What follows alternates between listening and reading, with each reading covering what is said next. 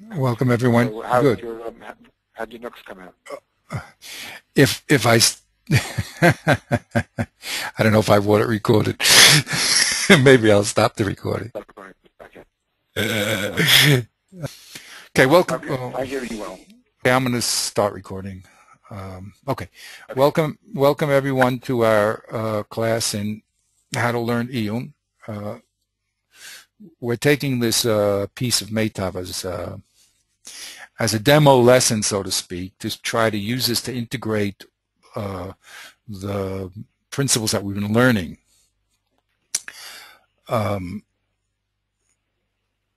So just to review here, basically what's going on, now we have a pasuk, and the pasuk in Chaf Beit Daled in Shemot says, Ki yavar ish sodeh kerem, when a man destroys a field or a vineyard, v'shilach es bi'ero u'bir b'stei acher, and he sends in his animal, Rashi explains, and it destroys another field, and this we said, or the no say in Derek Tfunos terms, or in Higayon, we predicate this din, meitav sedeu, meitav karma yishalem. That's what we said, okay? And we looked at this in context, and we noticed that this is a very unusual din because we said that basically you're either going to compensate for the damage or the Torah is going to give you a knas, which is some slap on the wrist that you're a bad boy or a warning that you shouldn't do it, however you're going to learn knas, but it's not an equal compensation. It's more than what you should have paid. So like the Ganav plays time, and if it's a big animal, 4 or 5, okay, those are knas. So here we have a din. All the other dinim we explained are tit for tat, eye for knife, tooth for tooth. Here we have an unusual din in this pasuk. It's a din that you have to pay with the best of your field and the best of your vineyard. Fine. Now we looked at the Mishnah, and the Mishnah has an analysis of the 4 types of damagers in this particular verse.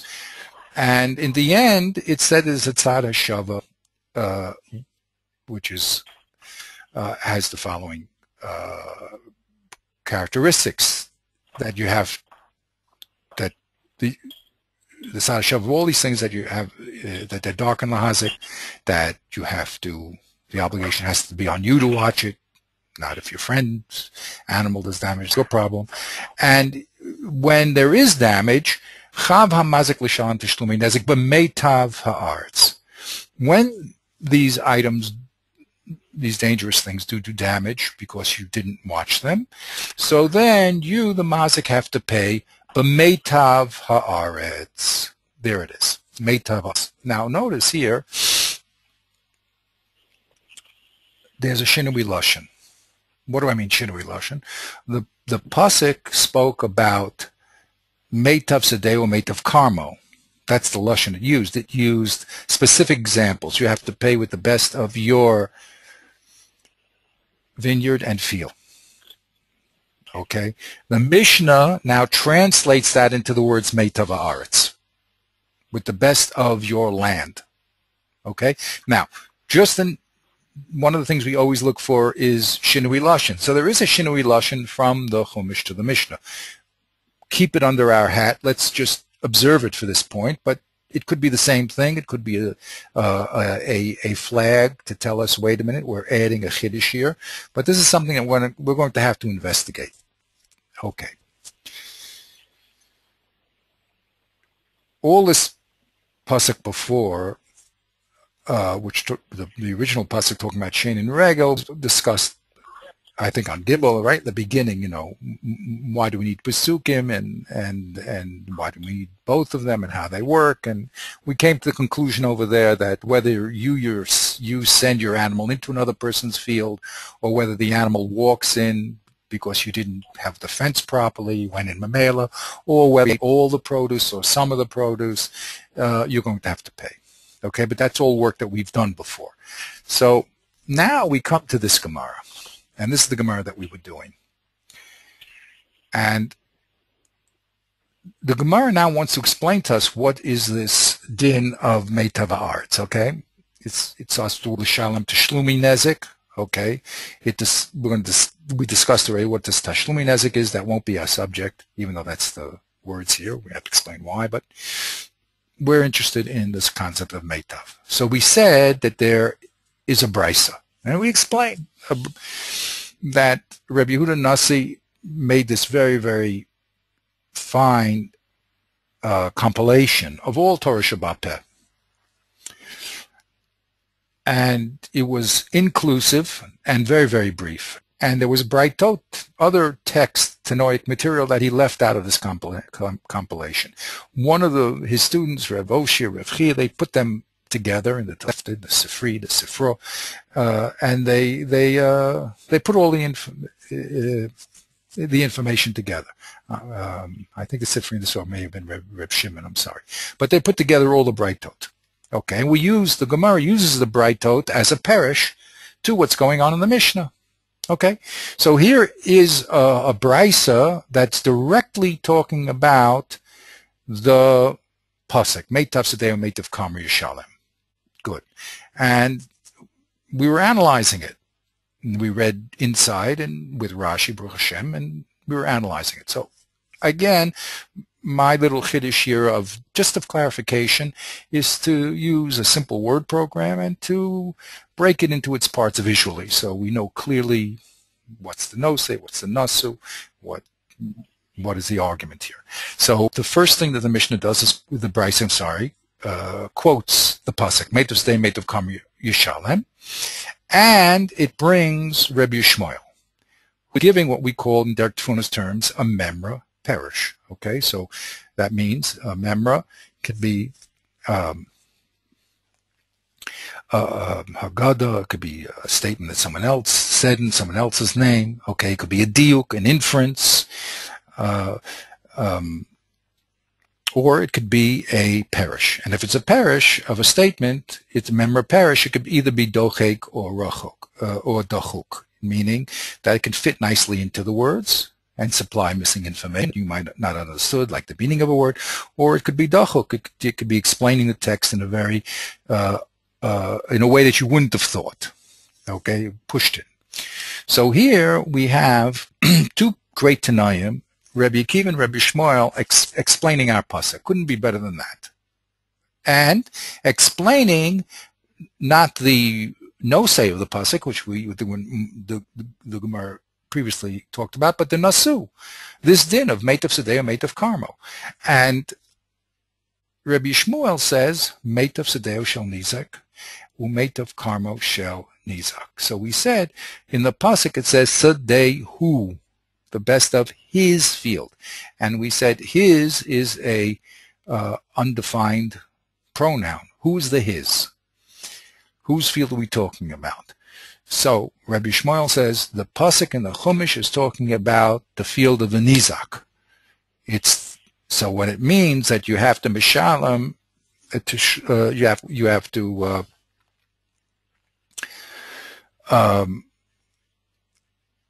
make the Yishalem, when you have to Yishalem with the best of his field and the best of his vineyard, it's talking about the nizak. That's what he says. Now, then we have another parish or in this brisa by Rabbi Akiva. That's why we said it's one here and one and two. Rabbi Akiva said, Lo bo hakasav el ligvos nazikin min ha'idis v'kal v'chomer lahegdish. Okay? Also, not a simple statement. He should have just said, Meitav shel hamazik, Meitav sedeu shel hamazik, or Meitav shel hamazik, right? Then we would have been happy. Right? So whenever there's an unexpected use of language, so for us it's a flag of chidushim. Why did he express himself in the okay? But first, what does he mean? So simply means that it's the pasuk is only coming to tell us how to collect money from the mazik. Lo bo hakasav ella ligvos linazikin min ha'idis shel ha'mazik. And that's what Rashi said, because you have to fill in words here. And that's one of the frustrations that people have in learning. They don't realize that the words here are written not only briefly, but they're written in a coded way that if you're not sensitive to how to make these inferences, you're just not going to get the point. And if you don't have a lot of times the background information from other sources, you also won't be able to get the point. And I often mention here, this is one of the keys to Torah Sheba'al Peh. The Torah Sheba'al Peh was not supposed to be written down. It is being written down in a way which forces you to be involved in the totality of the oral law. And this is what makes it difficult to do. But Baruch Hashem, that's why we have our great Meforshim in the Gemara here, and on the side of the Gemara with Rashi, and throughout the generations that have seen the difficulties for the student and are going to help us through it. And okay, so that's what it is. So Rabbi Akiva here says, Lo bo kasaliron zikin. Simply, he says, no, you're wrong, Rabbi Yishmael. This pasuk is talking about collecting from the mazik. Simply, it's talking about the mazik's field. And the same din certainly would apply to Hegdish. Good. That's what he says. Now, those are two perushim of our Torah pasuk of Meitav, but we need help.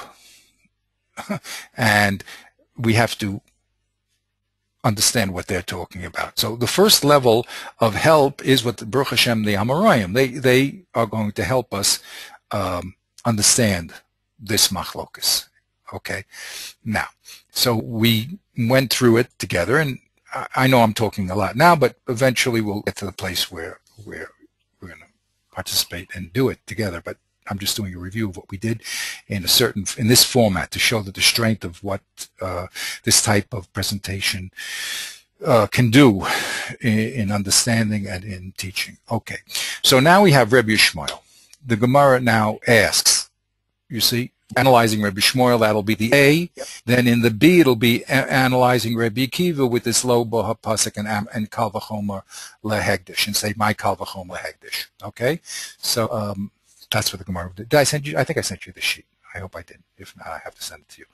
Okay, great. So the first analysis is, what is this focus between Rabbi Yishmael and Rabbi Akiva? We need also a parish, again, a memra parish of these words. So we have an explanation of an explanation, right? We now need an explanation of the explanation of the pasuk. That's what we're holding. Okay. And another advantage of this, by the way, by doing it this way, is that everybody who is participating in this study is on the same page in the same place, right? Because we know exactly where we are and we know what we're doing. Okay, so Rabbi Shmuel says, the Gemara starts off with a difficulty. And it says, Ochel Shmeina Mishalem Shmeina, Okul Chachusha Mishalem Shmeina. So that is a kasha on the parish of Rabbi Shmuel. Okay, now what we're going to do here is give two terutzim to that difficulty. We're not trying to support Rabbi Akiva here. That's not our aim. That's not our function. Our function is to explain the shita of Rabbi Yishmael. Okay, Mamela, when we understand his shita, we'll maybe understand Rabbi Akiva's shita is better. That may be true. But the first thing we're trying to do is to explain Rabbi Yishmael's shita. We're not trying to attack him and defend Rabbi Akiva. We're trying to explain him. So the simple peshat should be Ochel Shmeina Mishalem Shmeina and Ochel Kachusha Mishalem Shmeina. That should have been the simple peshat in Rabbi Yishmael. And that, the Gemara says, doesn't make sense. Okay? Right. The question is, what makes sense? Okay? So now, we ended off last time, and this is what I wanted to show you the next. That's why I also made the preface. There's nothing you can do. The Torah is the Torah. It's a deep analysis of very, very delicate issues. So here's my I made two boxes here, okay, floating boxes. One box is the box of the mazik. Well, let me put my mazik box. Now the mazik has edus, beinus, and zibris. And the other box is the box of the nizak. He also has, this floats up and down, let's get there. he also has iris, beinus, and zibris. Okay? So now the essential question really that the Gemara is asking is this. The first question you must ask is, what did the mazik damage? Before we can decide what the payment, the pasuk is talking about a payment, right? It says, Meitav Sadeo, Meitav Karmo, Yishalem. Good. So there must have been a damage, number one.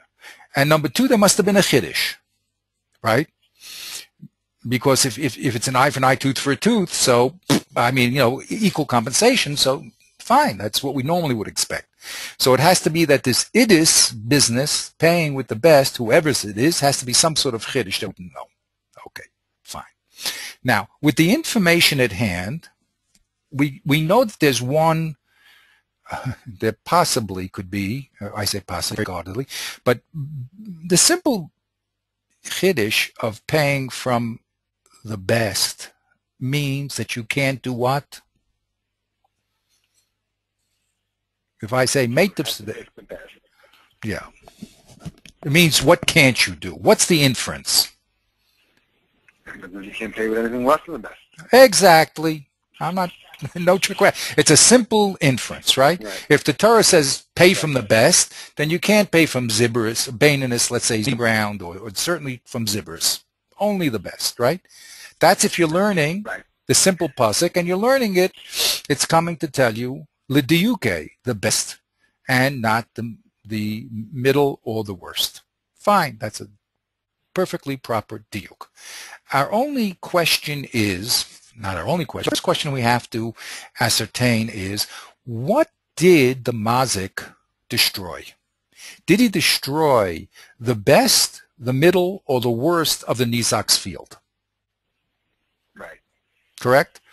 Before I can tell you what's the chiddush of paying Meitav and not beinus and zibris, I have to know, well, what did he destroy? That's a legitimate question, correct? Right. So now, if he destroyed, let's go one by one, for instance. Okay, let's say he destroyed the best of his neighbor's field. Okay, the Torah is saying, pay the best of your field.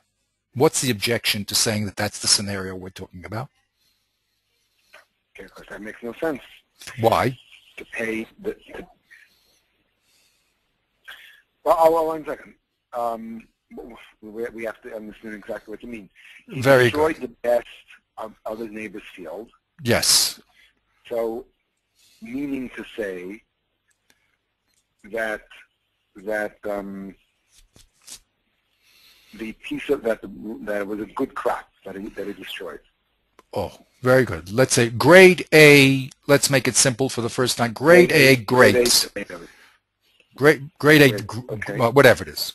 Caramel, let's say grapes, okay? Right. Okay. Grade A grapes were destroyed. Right. So the chiddush is that you have to pay with grade A grapes. Right. Right? The Torah says you have to Right. pay with grade A. Is there any chiddush in that? What would you have thought? So, I mean, what you're saying really, you can't pay me with beinus and grapes, right? That's what you're really telling me. In other words, you're telling me the diuk of paying with idiots is that you cannot pay me with beinus and zibris. Okay?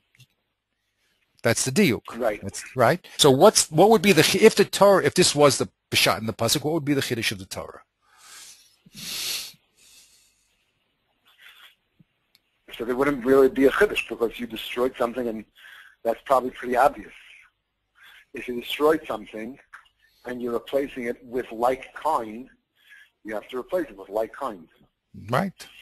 There wouldn't be much of a That chiddush. wouldn't Now, be a chiddush. now, Right. unless, and we're talking in the thinking stage, okay? We're just talking things out because this is what has to be done to understand their context. Unless you say, I mean, I could say a svara that maybe for some reason you would think that the mazik could pay with his ziburs. Comes along the Torah, says no, he can only pay with his zidus. What would be the svara to say that the mazik could pay with his ziburs? Okay. Well, what the svara is that he's not paying with like kind.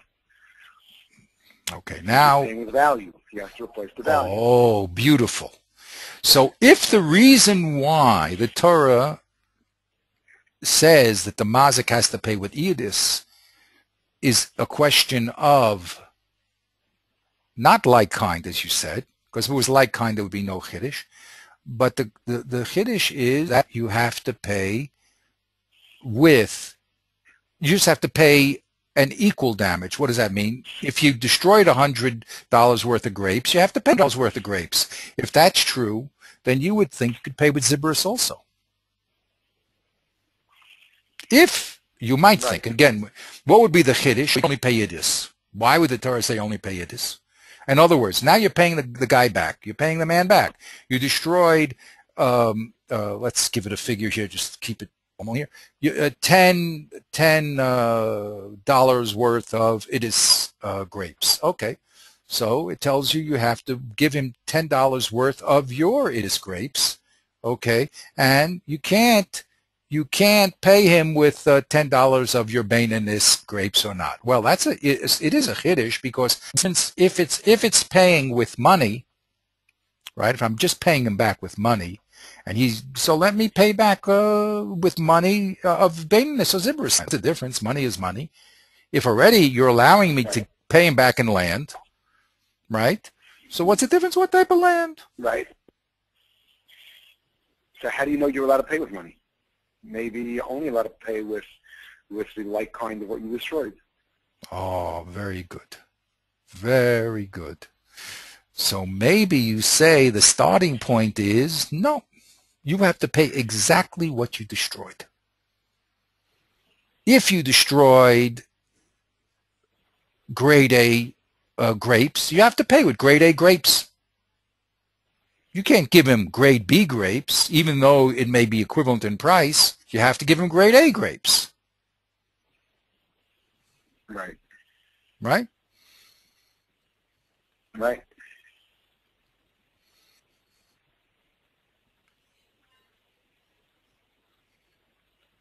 And we could learn that, okay, have to give him grade A grapes.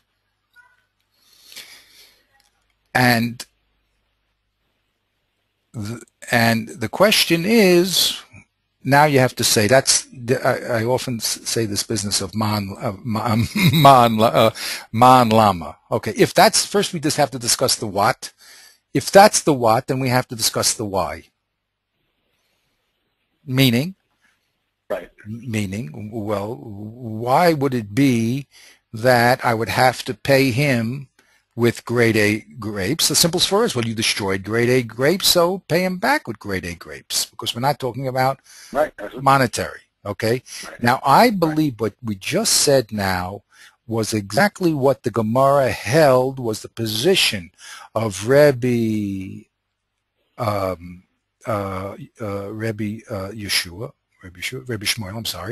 Shmuel, right? That if you destroyed Idis, you have to pay back with Idis, right? But the Gemara is not, and if you destroyed, what would be Baininus? You'd have to pay back an equal kind with Baininus. And if you destroyed Zibris, you'd have to pay equal. In other words, the Pasuk is talking about Meitav Sadeh, who you have to pay according to what you destroyed. Meitav Sadeh hu Yeshalem. You pay according to the field of the Nizak, right? Whatever you destroyed, you must return in kind, right? And that's the simple meaning of what this pasuk is. Now comes the objection of the Gemara. What's the objection of the Gemara? Okay, it's very nice that you learn that way, says the Gemara. One second. Yeah, that can't be the objection. If you're learning that way in the Shmuel, that can be the objection of the Gemara. Why? Because what does the Gemara say? Go ahead, please. The Gemara says that Achal Shmeina Mishal Mishmeina, so the Gemara agrees that if you destroyed Shmeina, you pay Shmeina. The Gemara has a problem in a case where you would eat Shmeina and pay with and eat Kusha and pay Shmeina. And according to that, what you just said about Rabbi Shmuel, where did he say that? So now let's understand. Today is time to tell you that you pay Meitav or you're paying with what you damaged, then the Gemara's question doesn't make sense. Because the Gemara says, Ochel Kahusha Mishalam Shmeina. Now the Gemara says, here's my objection. If he ate Kahusha,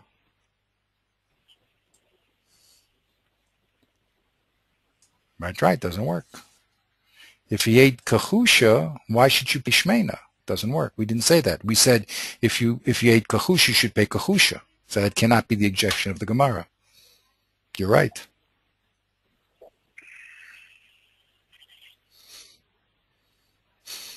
So that's where Rashi had to learn a different pshat in Rabbi Shmuel in the Havamina.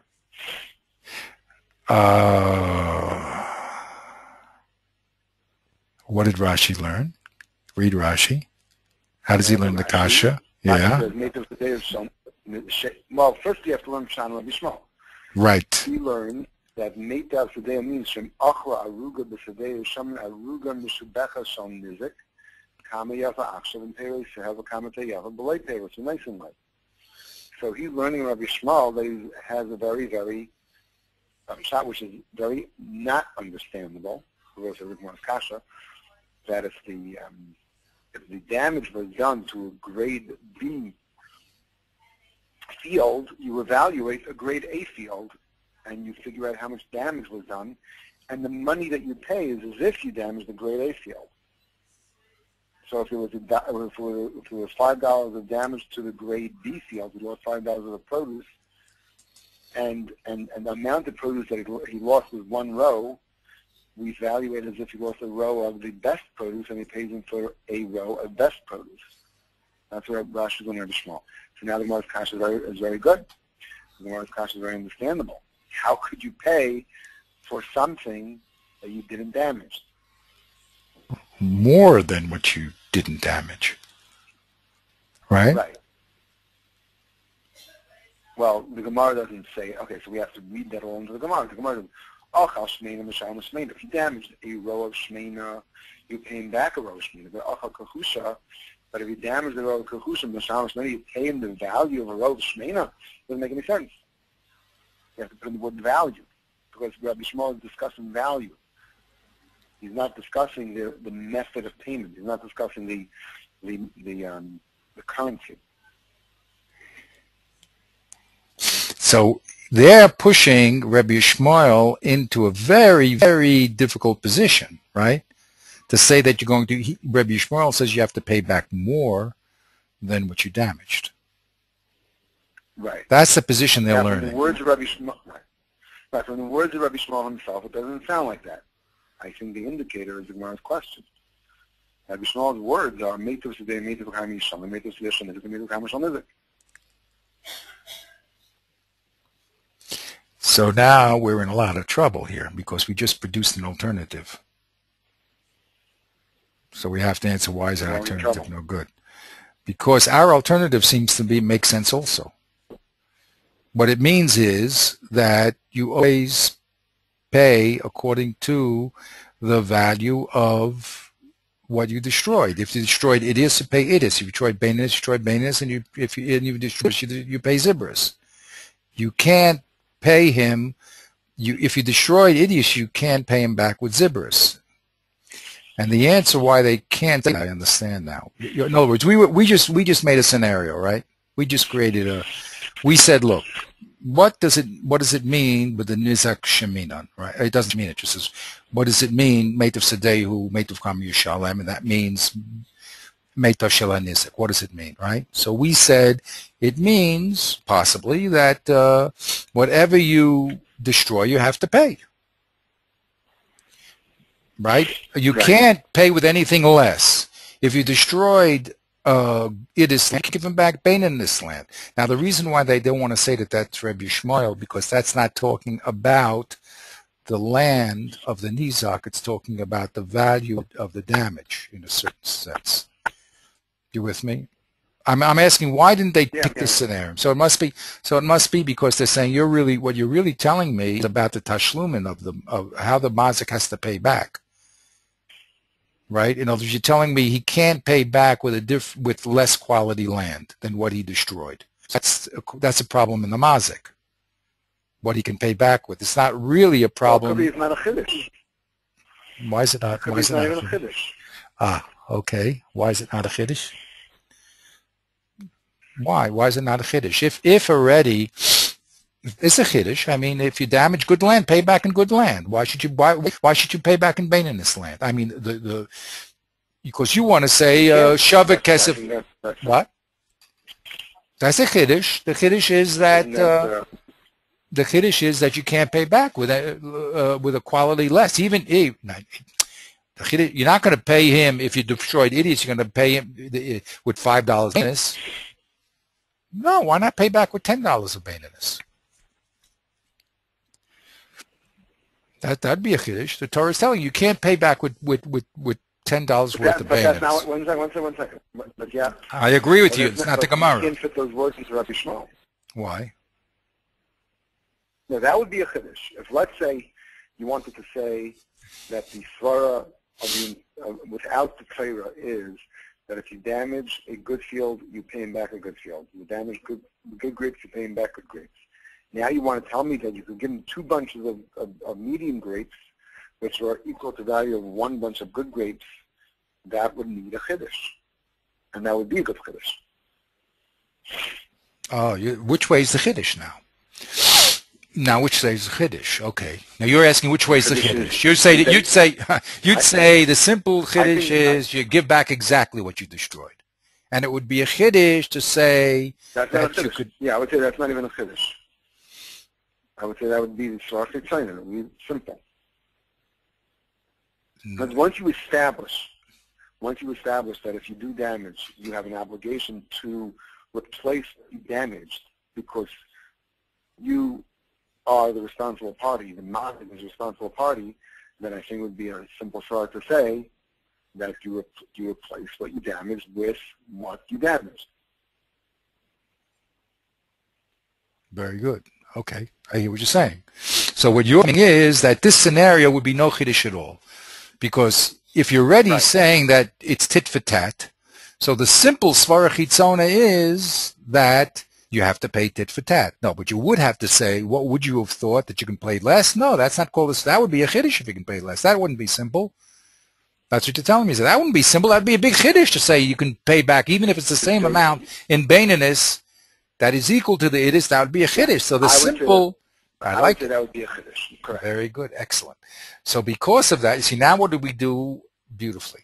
So we did a very important step here. These are little things, but if you understand what we did consciously, we did a beautiful thing. What we're doing is testing the chiddush. We're saying, look, let's look at the reality. Let's look at what the possibilities are, and let's see why they rejected or why did they get to their position and not our simple position, right?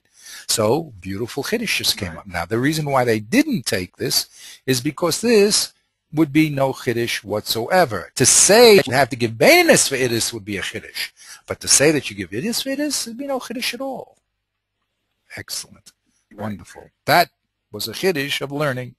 Okay, so that was what the Gemara eliminated immediately as being the Peshat. And this, by the way, we'll come back to, but now we'll come back to it in Rabbi Akiva probably, but not in Rabbi Shmuel.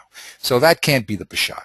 Okay. Well, go ahead. Right. So the problem is that in order to understand the chiddush of Rabbi Shmuel, it's not, you really can't know what the chiddush of Rabbi Shmuel is just from reading the words of Rabbi Shmuel.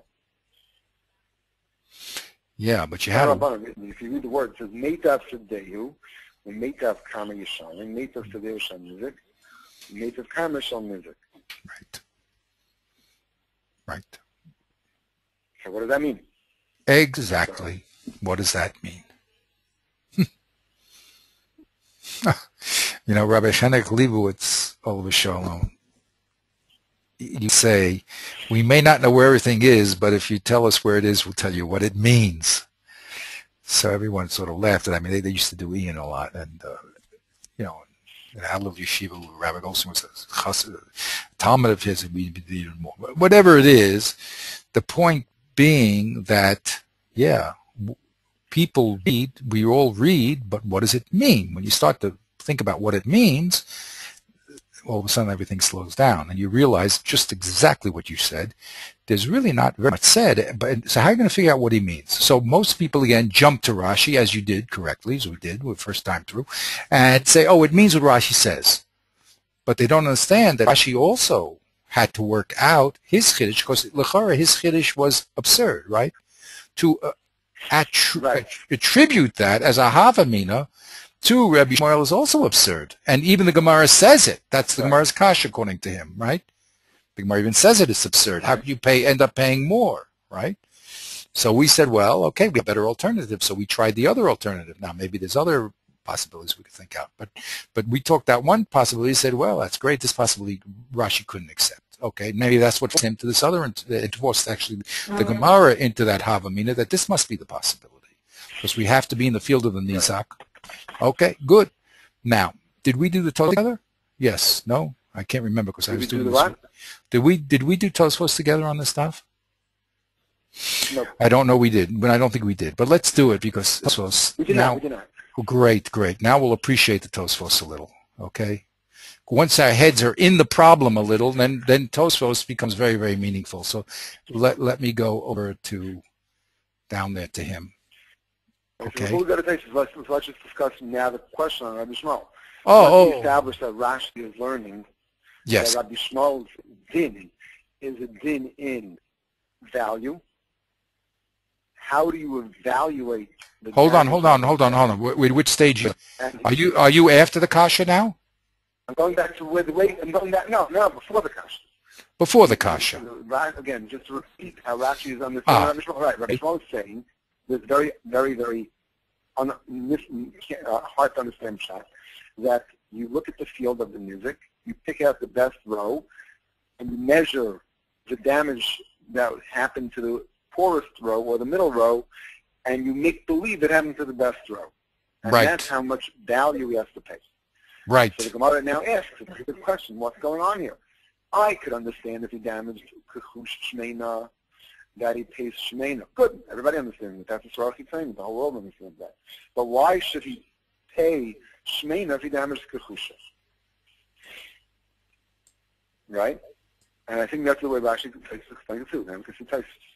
Right. Rabbi Shmuel Achal Shmeina Pirish. Let me get... Achal Shmeina.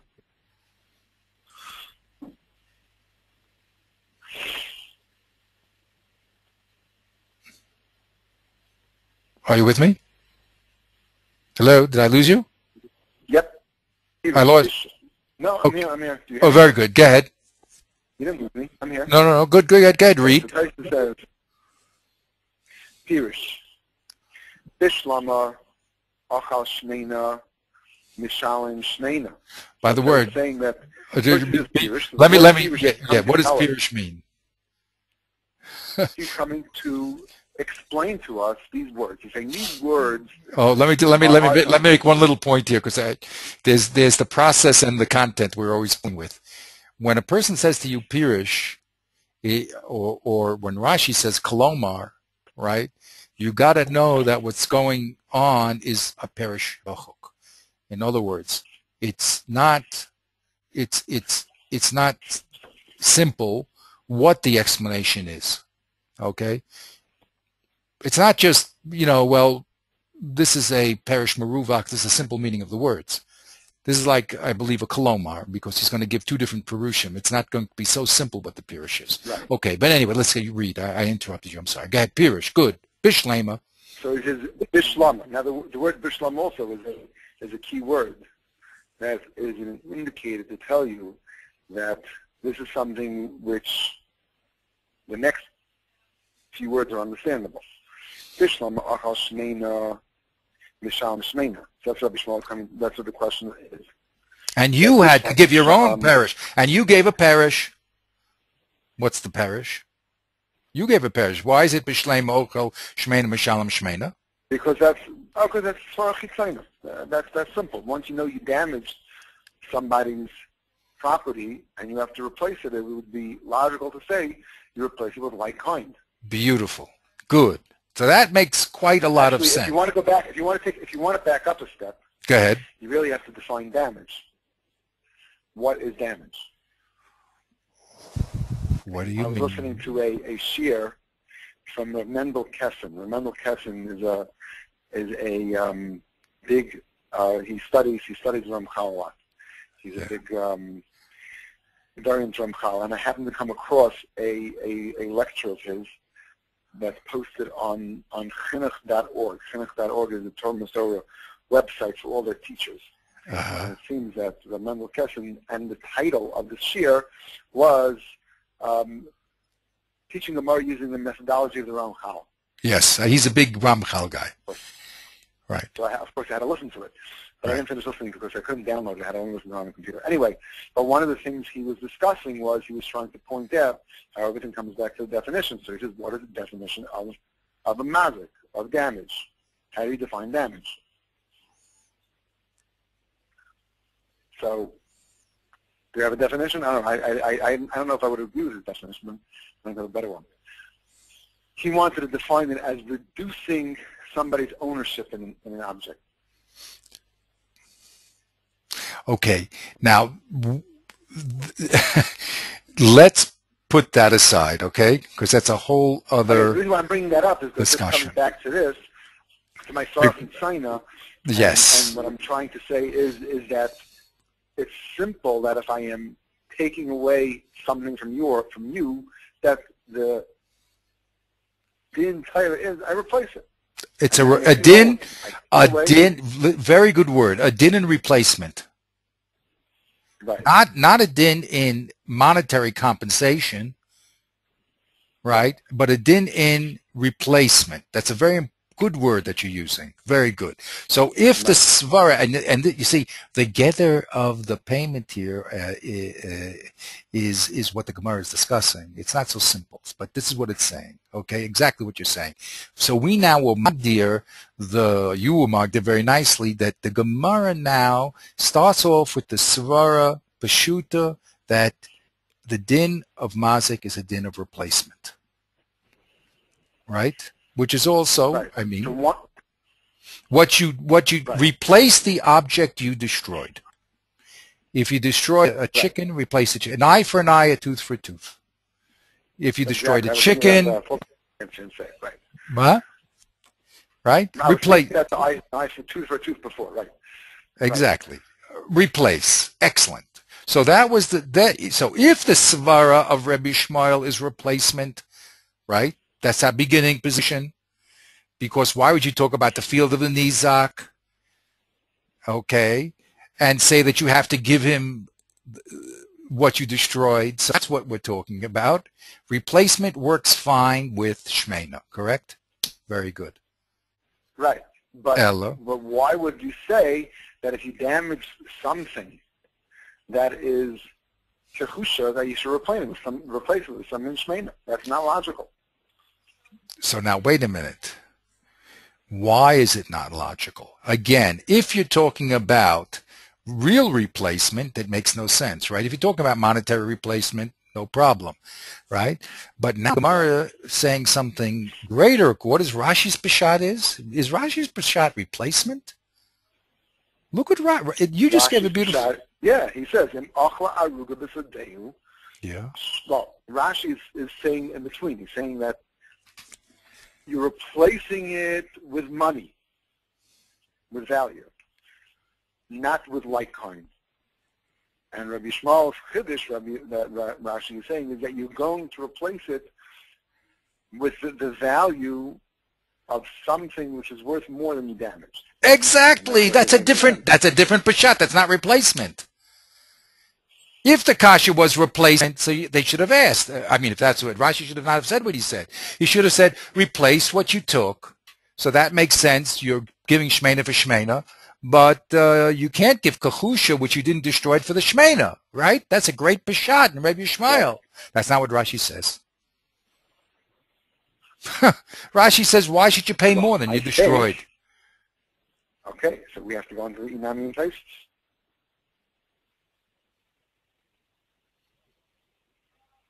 Isn't that what he says in the Inami? Inami, Hachi Perusha.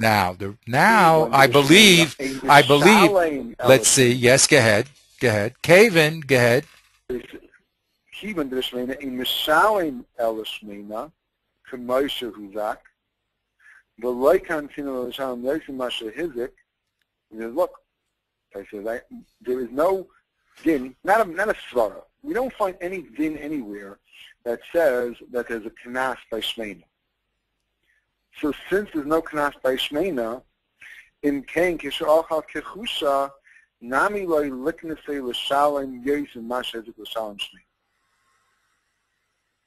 So now you have to understand, what are the two pirushim that Taisus is using? Well, first, I think you have to spell out, or we both have to spell out better, the second inami of Tosfos.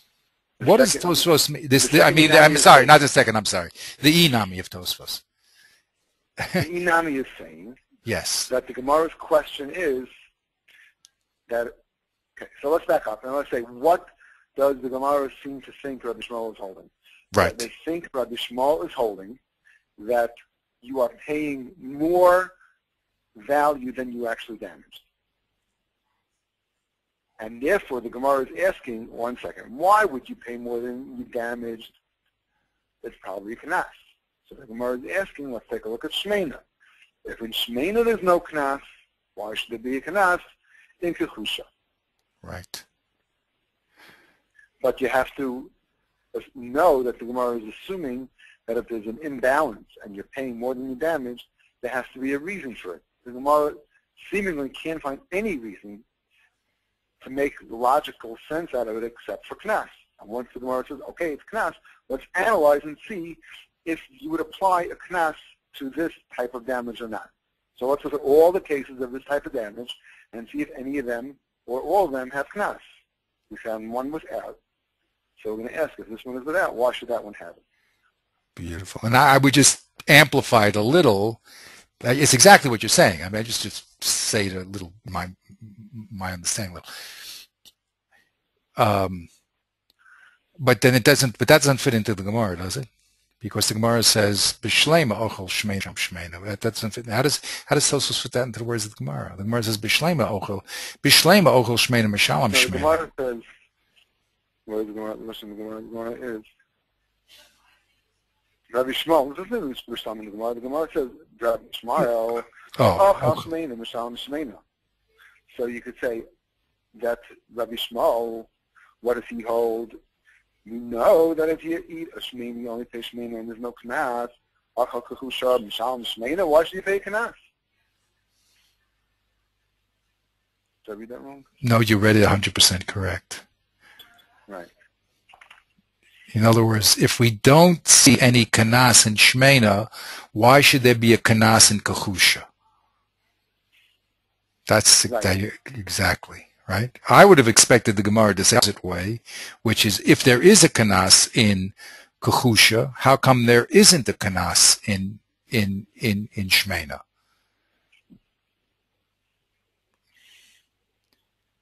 But Tosfos is learning exactly what you're saying. But that's because, again, the Svarasi claim is that there should not be any kanas.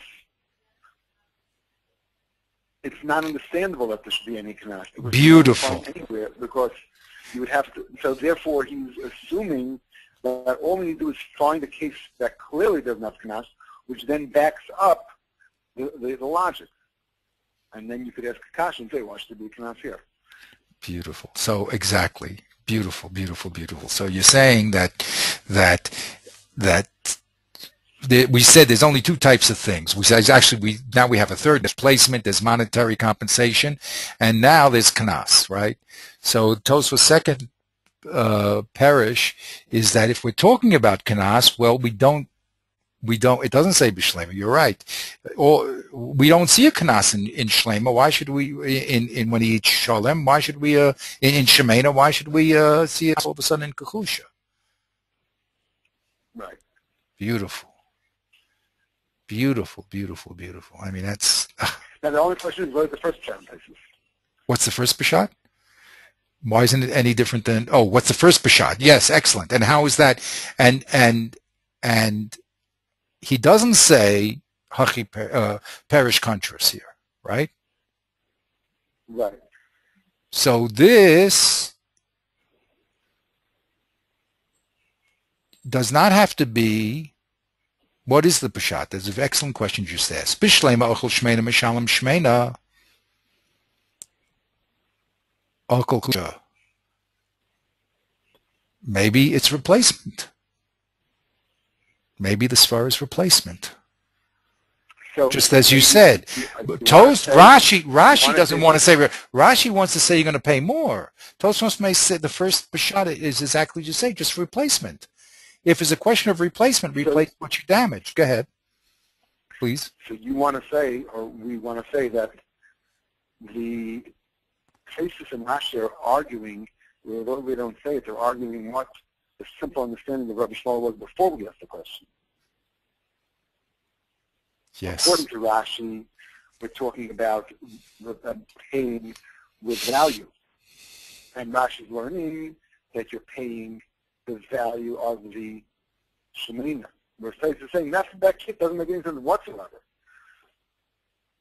But what Tosfos thinks is that you're paying with grapes. You damage grapes, you're paying grapes. And for some reason, since Rabbi Shmuel is holding that if you damage Sheminah grapes, you pay Sheminah. If you damage Kahush grapes, you're going to pay him with Sheminah grapes. So he's asking, it doesn't make any sense. Why should he pay him with Sheminah grapes if you damage Kahusha? You're just replacing what you damaged. You're not replacing with like kind. Exactly.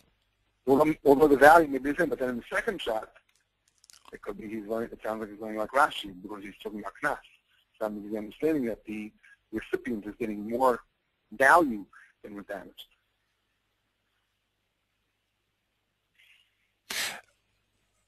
Oh, that's interesting.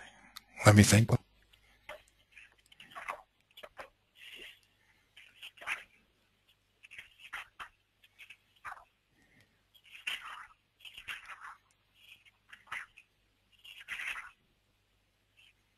You're right. Looks good, right? Because kevin the b'shmeina ein misham ella b'shmeina, you're paying an equal compensation. You're paying direct compensation, and we don't see any knas there. So why all of a sudden do we see a knas in Kahusha?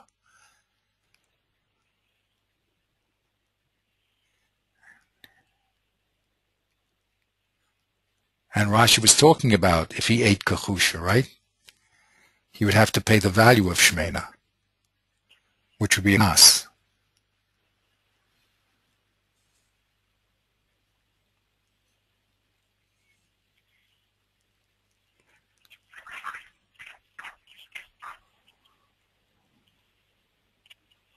Yeah, sounds good.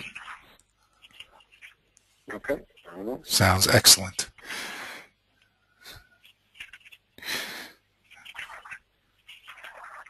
So, okay, the next level that we have to deal with, which we won't deal with, okay, just because it's an excellent next level, is to now get into the pluses and minuses of each one. Remember, whenever we see an inami, our rule is that there must be something weak in each one of the cases, because if it was similar, like Rashi said. So why did he have to bring this first parish?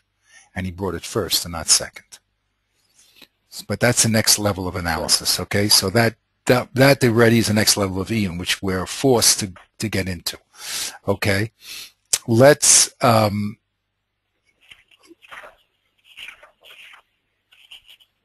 hold at that point, and now let's go to the first teretz that the Gemara provides. Now, the Gemara accepts that the simple meaning of Rebbe Shmuel, which is either it's a replacement in kind or kanas, can't work. If a replacement, it's not always there's no reason to replace more than you destroyed, and if it's a kanas, there's no reason just to kanas kahusha and not shmena. Right. Okay. Okay. So the Gemara then says, excellent. So Avida Baraban answers that it's a case of suffix. So,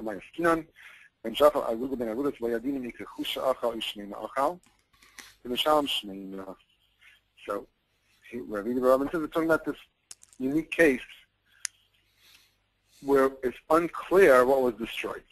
Did he destroy Shmeina or did he destroy Kehusha? And what is Rabbi Yishmael saying? So Rabbi Yishmael is saying, since this is a case of suffix, you have to replace it with Shmeina.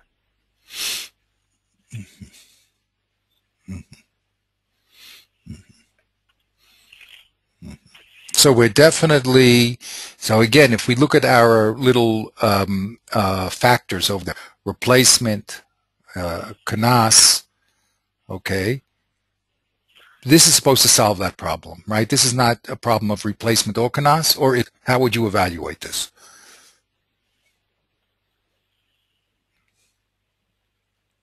No, so now we're going to go back. I guess Rabbi Rabban is saying, okay, let's go back to the basics. The basics is that let's talk about value. And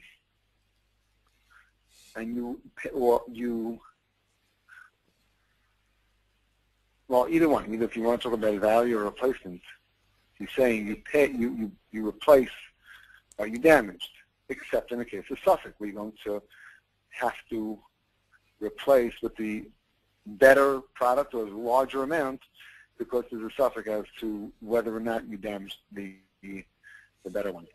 So this is a quality of what you damaged. In other words, up to this point we knew what you damaged, and the only question is how do you do the repayment? Is it a replacement? Is it a kanas? So that, but we knew what you damaged, right?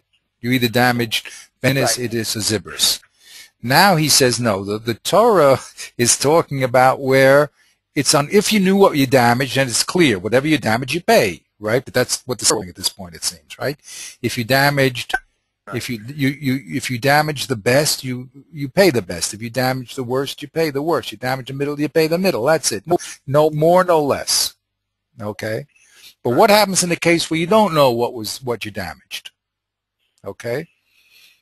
Right, so then he's saying, Misafik, you have to be machmir, sort of, it's like a chumrah, and you have to pay the higher amount. Right.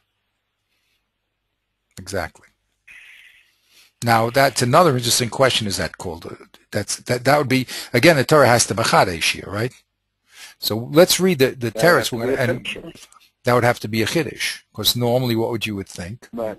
You would think that, what? You would think what this Kash is saying. So we're going to have to get back to the Havamina. But let's read his objection.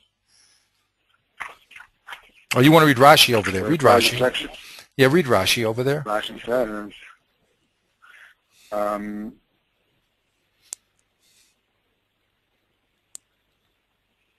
where's Rashi?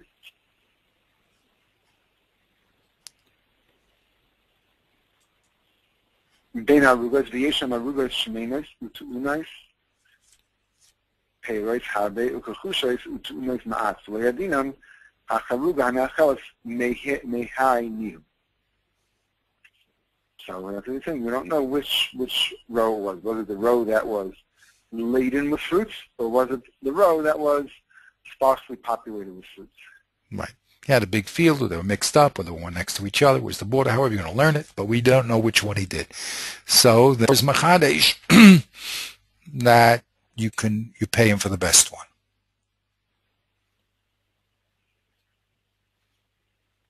Now Rava has an objection. Let's read Rava's objection. Rava.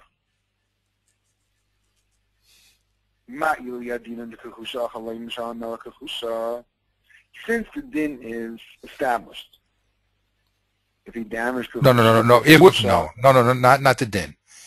Uma ilu yadinan. If we would have known, here you're telling me it's a suffix, so it's a suffix. The Torah tells you you have to pay. But what happens if we would have known what he damaged? Right. If we would have known, what would you pay? You would right. Pay kehusha. Right. You agree with that? That was Mishalim Shmina Hamotzi Mechavere Olavaraya. So to turn around the Tamiyah into a statement, what he's saying is that it is not logical to say that in a case of Suffolk you should pay more than you damaged, because it would have to be the one who wants to receive that would have to bring a burden of proof from the one who is paying it to force him to pay it. And therefore it's not logical to say that he would have to pay more than he damaged without the other person bringing proof.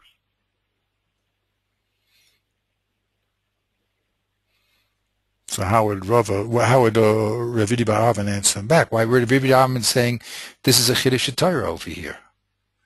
He's saying Hoguf is the Chiddush. Why can't he say that? I guess because the Torah would have there would be a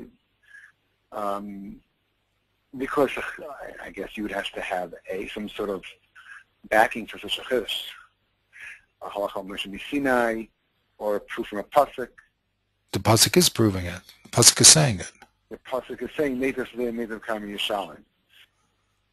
And Rabbi Shmuel is saying that. Oh, you're right. It's not clear enough.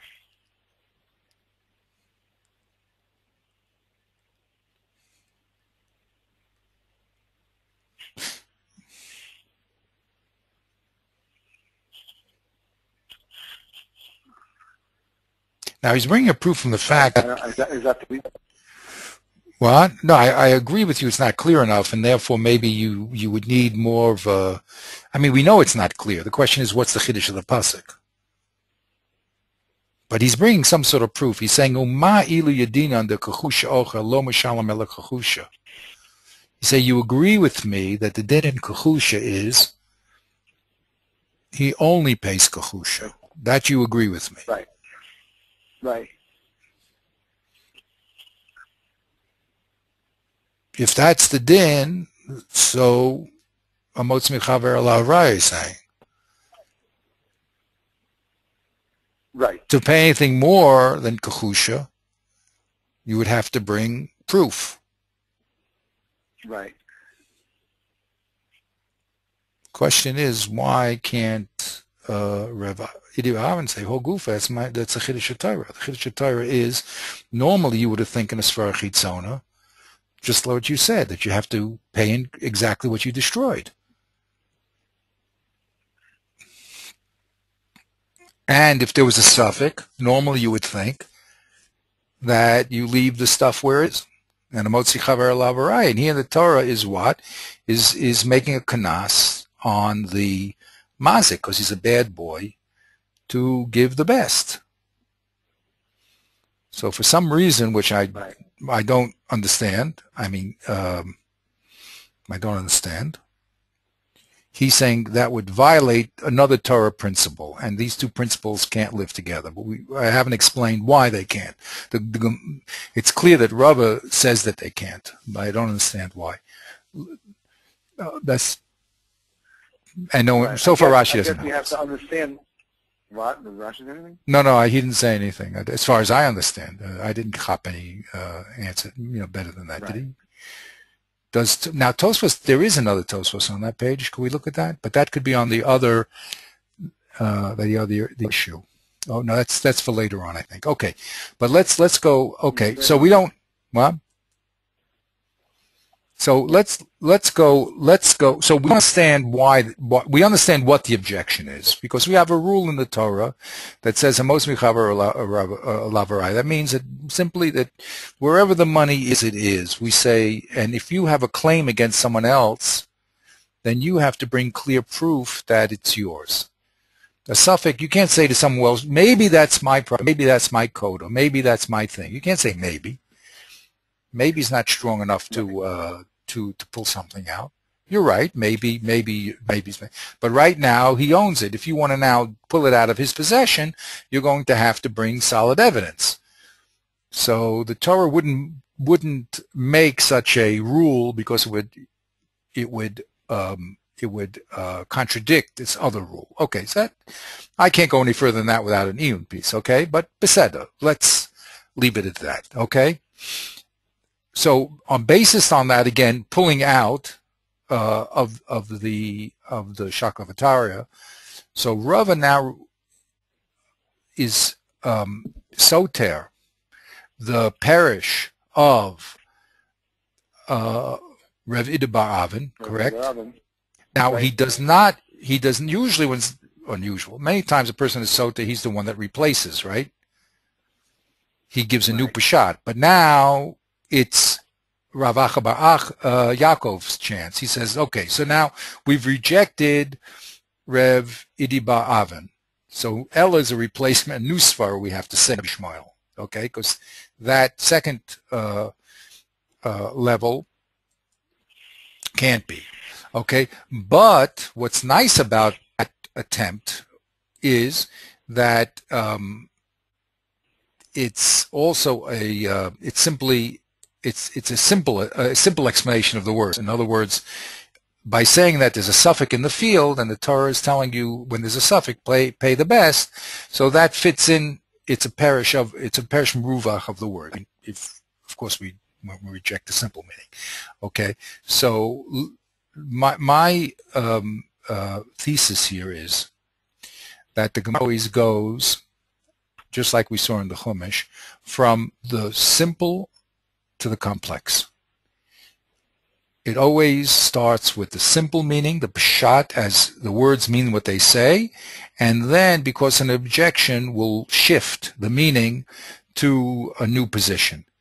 Now, if it rejects that position, it must now shift the meaning into a further position, a more extreme position. Why? Because if the second position was less extreme than the first position, it really should have been brought first. Right. Okay, that's my analysis of the Gemara. That's how I like to presume that that's what the Gemara is doing. Okay, so now that we pushed out of the simpler meanings of the text, we are now forced by Rav Acha bar Yaakov to go further. I'm sorry, Rav Acha bar Yaakov to go to a further step. So let's read that. Hachi b'may eskinan. Now, and there already is a clue that we're going to get more extreme. Why? Because Hachi b'may eskinan means we're going to set up the case in an unusual, in a special case. Okay, right. You with me on that? So now that definition, those words are an indicator that we're going to a more extreme parish. And we were forced to it because the less extreme parishes won't work. Okay? So let's see what he says now in his parish. So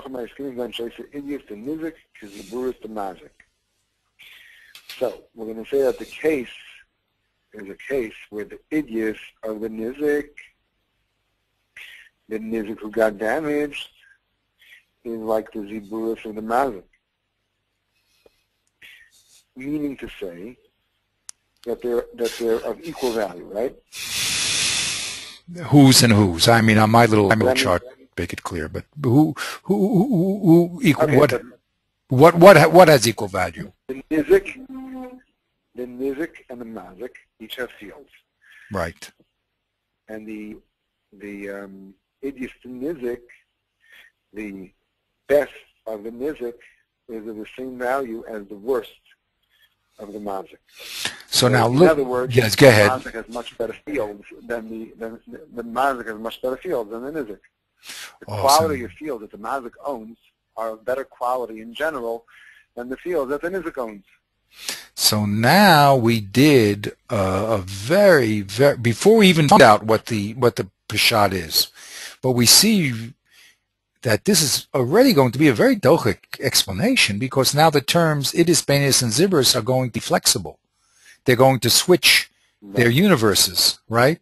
We thought idis was always idis, and benis was always benis, and zibris was always zibris, right? Now we find out that it's relative, right? The theory of relativity. What does it mean, idis, benis, and zibris? It's totally relative. I have 3 grades of crops, not universally good, medium, and bad, but in relationship to you, it's good, medium. In other words, everyone has good, medium, bad crops. But in relationship to each other, what I call my worst crop is equal to your best crop. Or you call your best crop is only equal to my worst crop. Right? So that we see already that it's he's now switched the words of the meaning of our idis. What does idis mean anymore? Now idis is relative. There's the idis in the Mazik's terms, and there's idis in the Nizak's. Gewaltig, huh? Gewaltig? I mean, it's gewaltig. When you slow down and you look at it, and you observe the process of analysis, which is all up front. There's nothing hidden here. They're telling you exactly what they're doing. But it's very, very interesting how the shift is happening to such a case, and how he's forced to go to such an extreme, because he accepts that the simpler meaning can't be. Okay, so that's what he. It's good. I mean, this is it's remarkable. It's okay. Good. So that's what he says. Hachim skinan, and it's not only the case that's different. Okay. It's the very definitions have changed. That's the point here, right? It's not only that we found an unusual case. We're actually changing definitions now. Go ahead, let's read it. Right. Go on, go ahead. So that's the case. Rachman says that the case is established as being the one where the nizik has idius, and that idius is the same value as the words of the mazik, and in that case is where Rabbi Yishmael and Rabbi Akiva are going to argue as to what the din is. Rabbi Yishmael said that the din is shayminan, and therefore all the mazik has to give is a gift. Now, of course, we're talking about value here. If he damages $100, he has to give him a piece of land worth $100, but Rabbi Yishmael is going to hold that land could be of the lowest quality land that the mazik has. He does not have to give him any better quality, and that's because that low quality is the same as the best quality of the one who got damaged. Rabbi Akiva said, but the mazik shayminan, he holds no, that it doesn't matter what the one who got damaged has. The mazik has an obligation that when he's paying, the means of paying has to be the best possible means. So he has to look at his fields, find the best piece of field, take $100 of that field, and give it to the nizik, without regard to what the nizik owns. Now we can go into the reasons. Questions? Yes, reasons. How late you want to go?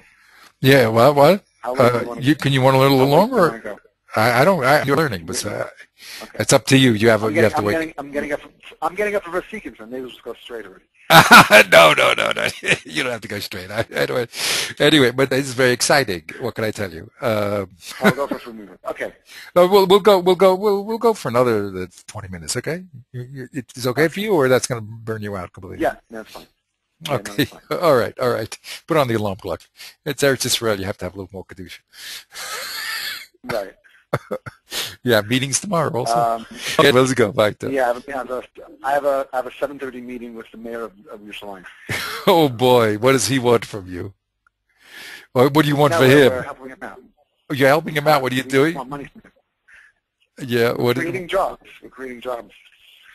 Oh, There's really? an organization I'm involved with that. That's creating jobs. Yeah, that's creating jobs. Very good. You have to tell me afterwards. I'm very interested about creating jobs. Okay, great. Fantastic. Anyway, so what is this? We're creating Torah. So what is the now? Good. Right. So now you have like this. So Rabbi Yishmael holds that you look at what the nizik has, and you pay, and the mazik only has to give a type of quality that is the best quality that the nizik has. It doesn't matter what the mazik has. You look at the nizik, and that's it. Rabbi Akiva holds just the opposite. That you look at what the mazik has, and the mazik has to give his best quality. And then, of course, we'll probably have all different variations on what happens if the quality of this one is not equal to the quality of that one, or it's much better, or it's much worse. We'll have to get into Right, very good. Just give me 1 second. Yeah, go ahead. Yeah, so, yeah, go ahead. Oh, no, first, is there any Rashi there? Let's look at Rashi. Oh, that's the Rashi, okay. So there's just one Rashi. Oh, yeah, okay, so he gives us a long Rashi. Look at that. Mighty Rabbi Shmuel. Now, you always know when Rashi talks a lot, there's a lot to talk about. Right. Okay, let me get that Rashi. Okay. So did you break it? Did you break the Rashi up also into? Yeah. I broke them apart also here. Oops, where am I? No, that's. Let me see if I get my Rashi here. If I did my Rashi, oh yeah.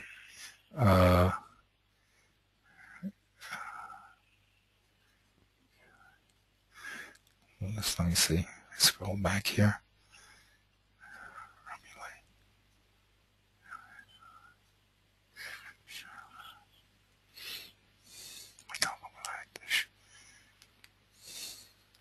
No, I didn't break it up. Okay.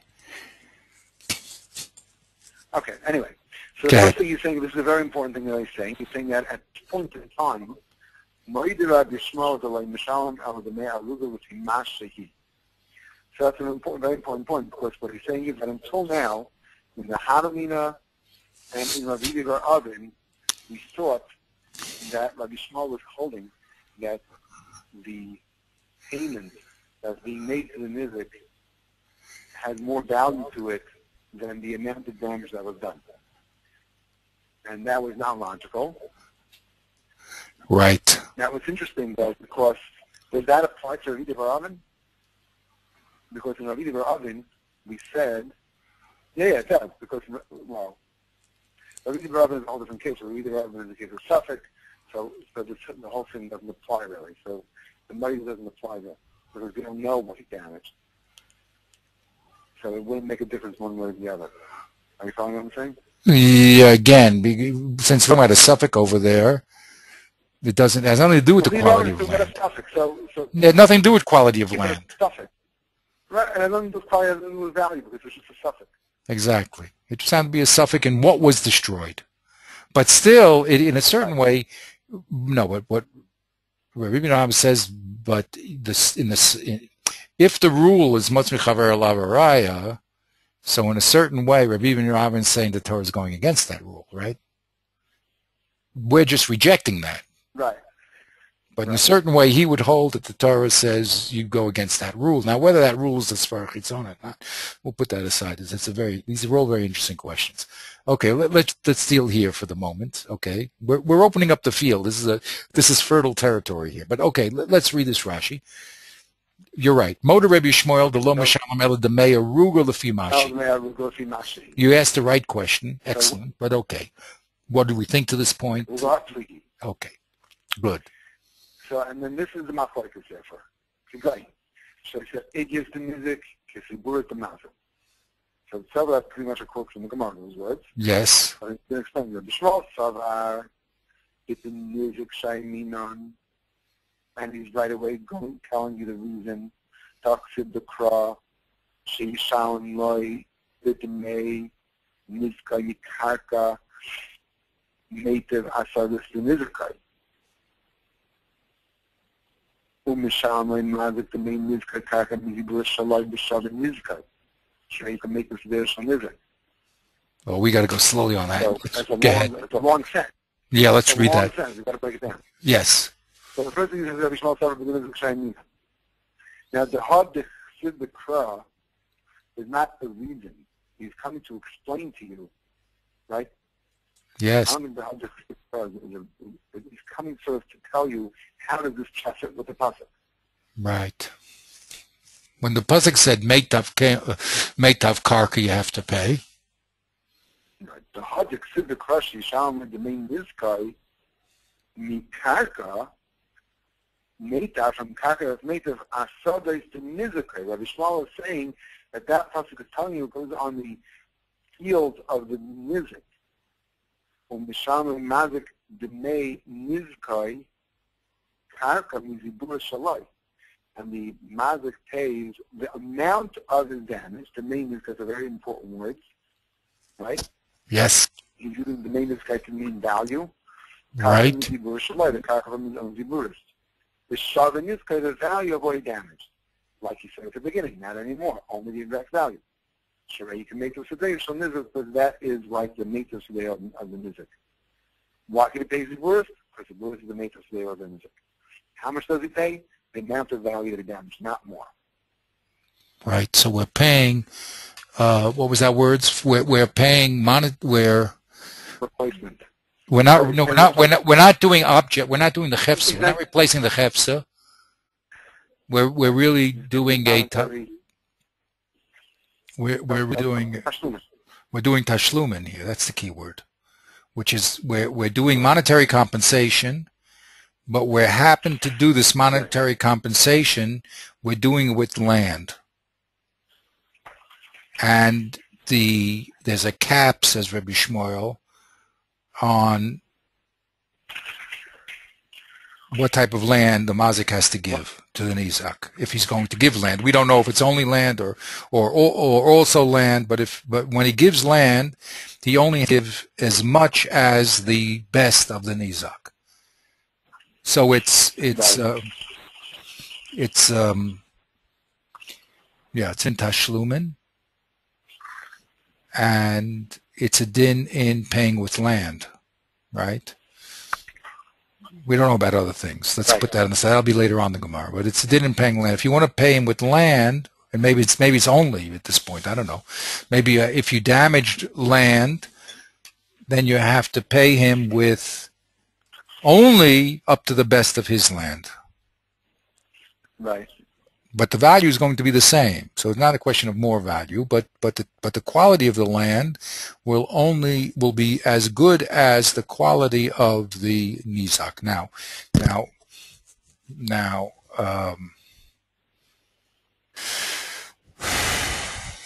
what is that? Is that a knas? Is that for the benefit of the mazik or the benefit of the nizak? It's not knas. Knas is only if you're paying more than you damage. This is not knas. In fact, this is not knas. Now it's a din in tashlumin, right? What is it? A din in tashlumin. Yeah.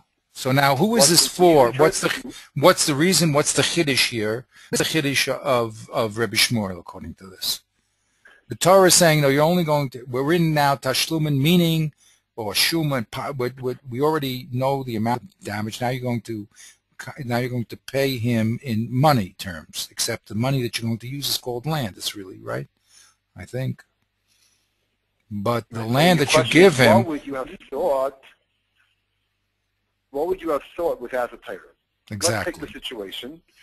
What would you have thought without the Torah? I don't know. Right. What would you have thought without the Torah? So you have let's say, one choice that you would have thought is you would have thought that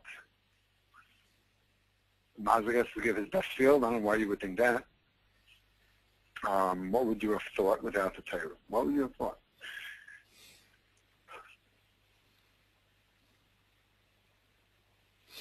Well, what about the nizak? Why do you have to give him the best of? Why do you have to give it if it's already a compensation issue? Give him with the worst field of the nizak. Well, you don't have it, so that's irrelevant now. Right, you don't have it. So that's irrelevant. So what, are you going to buy it? Yeah, you can. Right. You can sell your worst field, buy your neighbor's worst field, and give it to him. Right, that doesn't make any sense. I don't know if it doesn't make sense. If we're talking what would about, you gain? What did you accomplish? What did you accomplish? You saved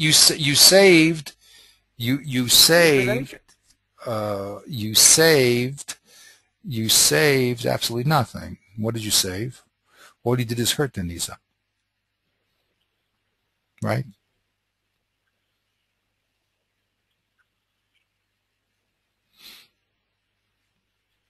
But what?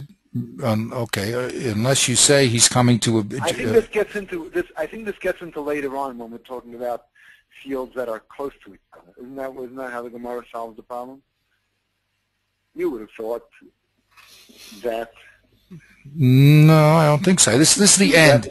Up to Ad Khan is going to be the Gemara's, unless we're going to discuss the source in a second, and later on we're going to discuss Shavakes. But even But we have to understand what would you have thought without Right here. What would you have thought without?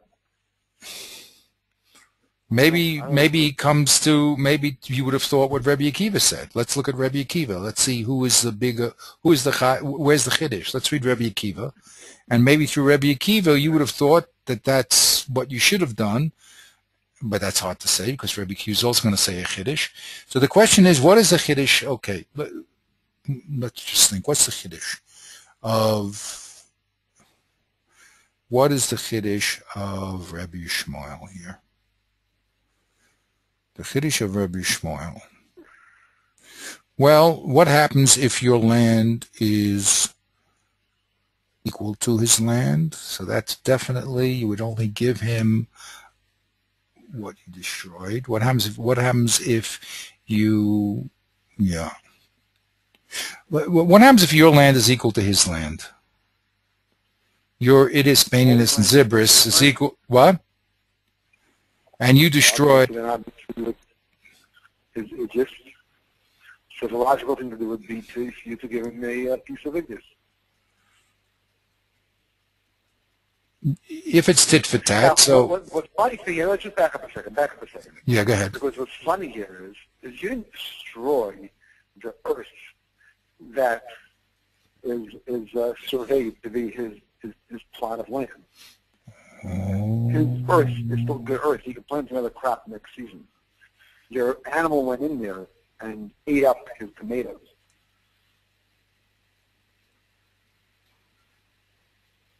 So what are you giving him here? Are you giving him a row of tomatoes?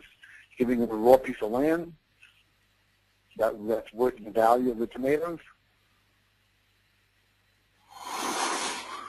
Again, you hit the nail on the head here. Because now we're talking not in produce, we're talking all of a sudden in land.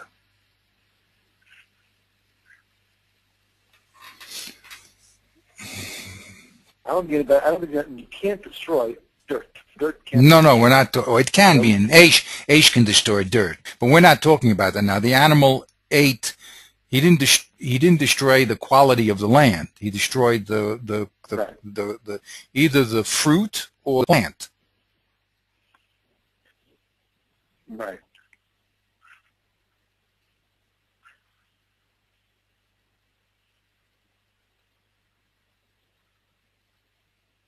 And what is the case then? The case is talking about where he decides that he doesn't have any currency. The only currency, I was showing you all the time. The only currency that the mazik has is his own land, and he's obligated to pay. Right? We're not going to make a payment plan. He wants the money. He wants to give over to the music right away his the damage that he did. So he gives him a piece of land that's worth the amount of the damage.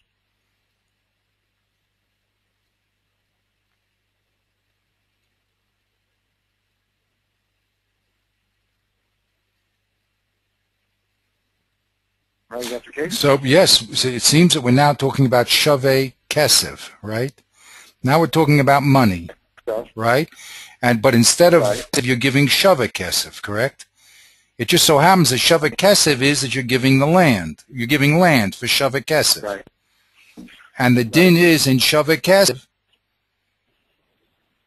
that you can give him, if you have better grade land than he does, you can give him your worst grade land as long as it is equal to his best.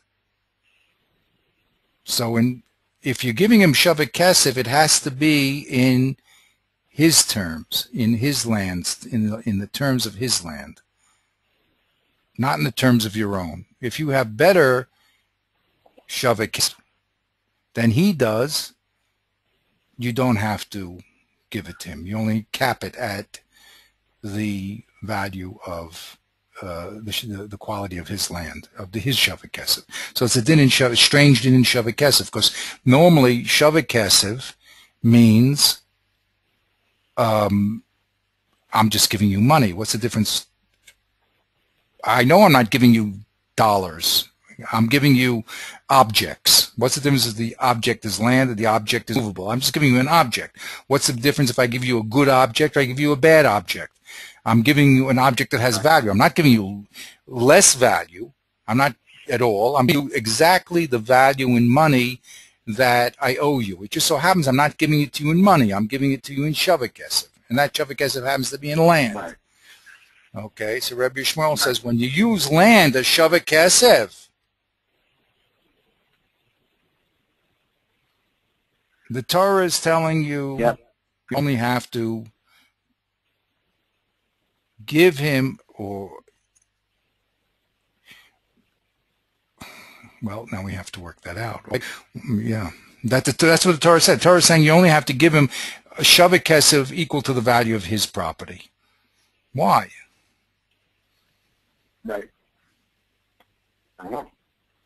Okay, so now I think to understand this question also, if we think about it, we have to understand what does the Nizak want? What would he like? He never asked. He didn't sell you this stuff that you damaged, right? You took it from him, and you took it by damage. You know that's what damage is. Bal Korcho, you took away his property, right? Now he didn't want to give it to you, so you now have to replace it, right? Right. So now there's two ways you can replace the property. You can either give him the monetary value of the property that he destroyed, or you can give him an equivalent property of what you destroyed. Right. Both of those would be fair. We said that's called replacement and compensation, equal compensation, replacement and equal and monetary compensation, right?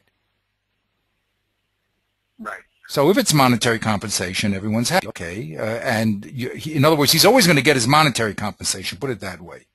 He's not going to get less than monetary compensation. In other words, he'll never get less money or more money, for that matter. We just determined than what was actually damaged. There's no spur to say that. However, maybe he doesn't want money. Maybe what he wants is land. Now, why does he want land? Right. Because he has land. Right. So he says, if I'm going to use the land, so give me land that I could use. Right. And since I have good land, give me good land. Because that will be what? That will be the best usability that I could have. I can get the best usability out of good land. Because if you give me bad land, although I'll be able to use the land also, but I'm going to have to do a lot more work, even though that's factored into the value of the land, but the more of it is, but it's easier to have a smaller chunk than a large chunk. It's easier to work and run my animals up and down, and it's always I don't know, it's covered. I don't know exactly what it is, because when we have to factor in what is called value of land, all those factors go into the final dollar value of the land. You know, how much work there is and how much tircha and all that stuff. But okay, anyway, we're just trying to analyze now. Simply, if we're trying to figure out why would the Nizak want, when he's getting paid in land, the best land. Right. So we said it can't be money, because money is money, it seems. Oh, it could be money, but I don't want to eliminate anything. It could be money. The question is, does he want money, or does he want a return in kind? That's the Chakira.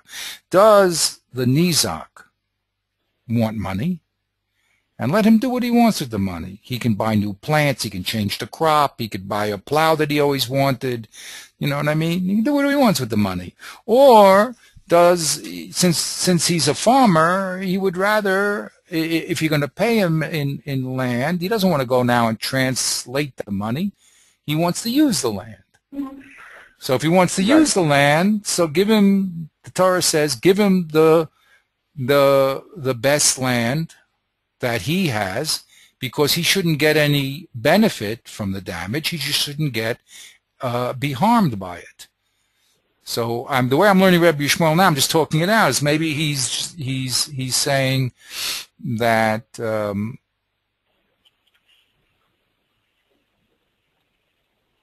no, it could be saying, look, you do have to give him the best usability stuff, but only as much as he has.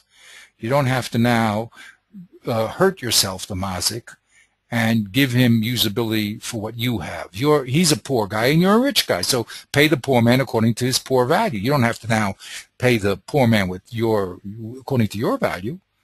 Right. Just pay him with what he has. He never was a rich person. And this was the best stuff he had, so he should be happy with that. You're not hurting him monetarily, and you're giving him the best of his level of economic, attainment. I'm just talking. Right. How does that sound? And Rabbi Akiva now comes and says, no. The Torah is saying a chumrah on the mazik. So it comes out a little bit the way I'm learning now. It's like a little bit the Torah's makel on the mazik, right?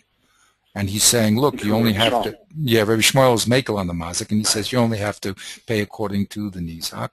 And Rabbi Akiva is going to be machmir on the mazik and say, no. If you're going to pay, you're going to have to pay with the best of your land. And then we'll have to ask Rabbi Akiva what was the kiddush there? Why? Right. Okay, so let's read a little more. It's very interesting because we got to read after all this thinking. You got to then read, yep. And then the people will start talking who are also thinkers, and they have much more knowledge than we do, and they'll enlighten us. But the first thing we got to do is think. Very good. The only thing is I got to stop. You got to stop. Okay, so we thought a little into this problem. Okay, but what's very, very good about what we're doing here is because then, after we find out sources, the next problem will now fit like a glove, because once you start talking about monetary compensation, once you start talking about shava kesef and what you have to give in terms of the poor man or the rich man, now a buyer's question will come into place 100%. Because if it's shava kesef, there's going to be a contradiction, because if you give him movables, you can give him the worst. So how come in land, all of a sudden, you have to give him the best, whether it's the mazik or nizak? Why do you have to now give the best? Give him anything. Yeah, now, what you said, go out and buy, we'll have to discuss that. That'll be the Tosfos. Okay, so we'll leave it there, and have a great. When you going back? I'm going home tomorrow night. Fantastic. So let me just shut this off. I forgot how to do. There we go. Stop recording.